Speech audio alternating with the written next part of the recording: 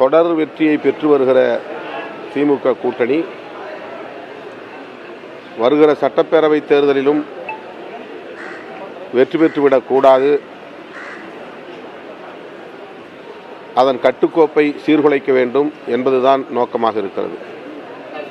அதற்கு விடுதலை சிறுத்தைகள் கட்சியை ஒரு கருவியாக பயன்படுத்தலாம் என்று சிலர் முயற்சிக்கிறார்கள். அதற்கு வாய்ப்பில்லை. கட்சியில் துணை பொதுச் செயலாளர்கள் 10 பேர் உள்ளனர்.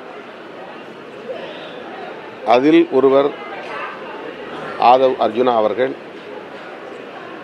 துணை பொதுச் செயலாளர் அளவிலான பொறுப்புகளில் இடம்பெறக்கூடியவர்கள்.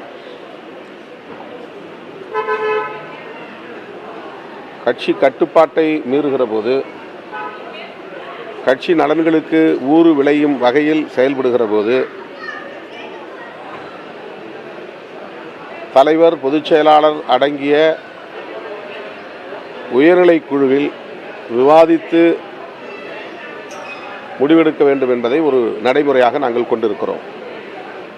அதிலும் குறிப்பாக விடுதலை சிறுத்தைகள் கட்சியில்